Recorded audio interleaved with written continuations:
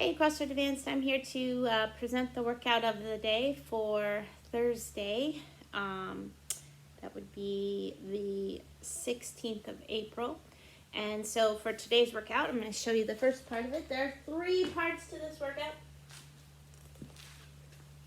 The first part we have for Thursday, April 16th is our accessory work. The way the accessory work is going to go, it's going to be 15, 12, 10, 8. So we'll do each round. We'd like you to increase the weight as you go. However, some of us don't have access to a ton of weight at home, so just do the best you can. If you want to start off with no weight and then add even a soup can or whatever resistance you can find, that's fine. So the first movement is alternating dumbbell press. The second movement is a Renegade Row. And the last movement is a plank up down. I'm going to show you all of these movements. The idea of this is strengthening your core and upper body. So as we're doing this, I want you to really think about using those muscles and finding your core strength rather than making it like a Metcon. It's not jack your heart rate up. It's more, we're going to move through these carefully, consistently, and so that we can work on our strength, okay? So the first movement is a alternating dumbbell bench press. So I'm going to grab my dumbbells, and if you don't have a bench press, you can lay on the floor. There's nothing wrong with that. So I'm going to start here.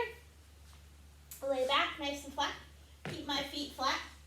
I'm going to turn the dumbbells to the side, and I'm going to press straight up, okay? So I want to come down slowly, touch, and press straight up at the top.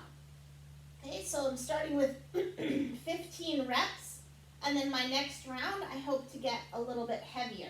So the important thing here is to get a full range of motion down at the bottom. Bring those dumbbells down to your chest, and then press them up at the top. Okay, so that's dumbbell press. The next movement is a really tough one, actually. This is called a Renegade Row. Renegade rows, if done correctly, are super challenging. I'm going to put my bench out of the way here. So with a Renegade Row, this is actually a core exercise, okay? So even if you start with no weight at all, that's fine.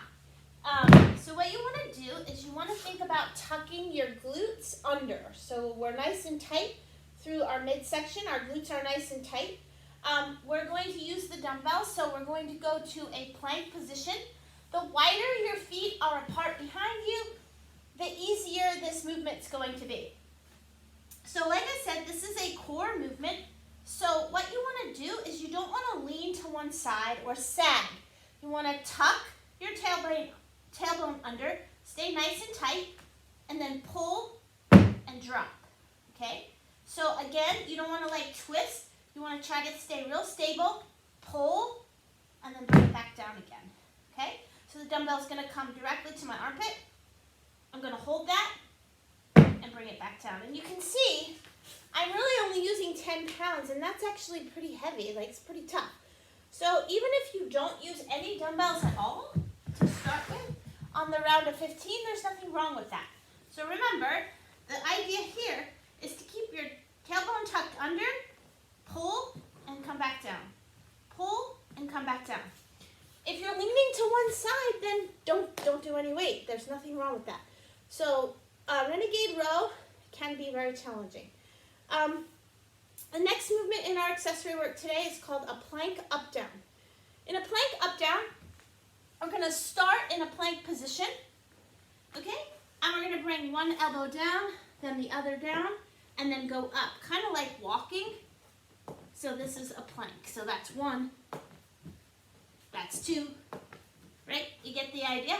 So right, left, and then you can alternate. So if I'm starting on my right first, I go down, down, up, up, down, down, up, up, right? You can alternate back and forth from side to side. Those are your plank up downs. There's no weight on those, by the way. So you're going to run through that. Actually, it ends up being 4 sets because you do 15 of each, then 12, then 10, then 8, and then you're done. So keep in mind that Renegade row, keeping that core nice and tight, glutes tucked under, you're gonna get the best out of it.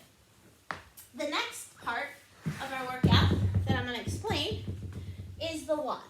So our WOD today is 4 times 100 thrusters. If you only have a single dumbbell, you're gonna switch after every 10. You're doing 100 thrusters and every minute on the minute. So after every minute, you get as many thrusters done as you can.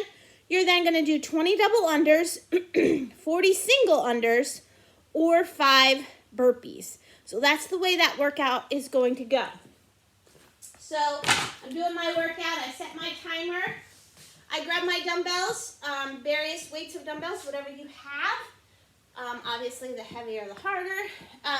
So you're gonna do your workout for 1 minute. You're gonna do as many dumbbell thrusters as you can. Remember, with a thruster, we wanna break parallel and drive those dumbbells up over our head directly. Use your hips to get them moving.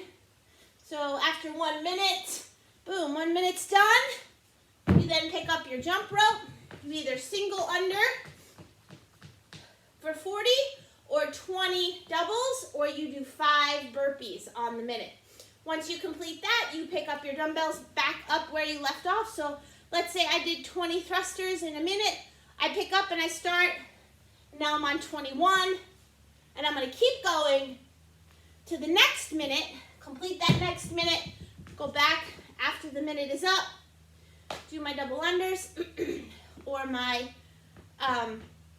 burpees if I don't have access to a rope, and then get back on those thrusters again until you complete a total of 100 thrusters. Once you complete that, your time is done and you can mark your time down. The last part is our core part, my favorite.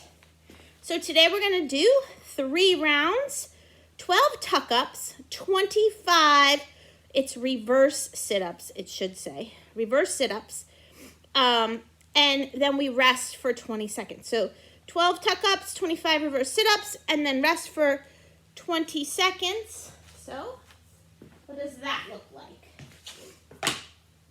For the tuck-ups, it's kind of just like a V-up, except for you're going to go into a crunch position. So you're going to start here in hollow body. Oh, let me move back so you can see. Let me push this back a little bit. Here, I'm in here position. And then I tuck up and down. So this is a tuck up, right? Pretty simple. Make sure you're keeping your lower back engaged with the floor. And the reverse crunches are going to look like this. So you can put your hands underneath your bum, right? And then just lift up like so. That is a reverse crunch. Harder if you keep your legs straight, right? And even harder if you put your hands up over your head. Okay, so some scaled options there to make it more challenging or easier. So that's our workout today. Everybody have fun with it, and I hope you have a great Thursday. Bye.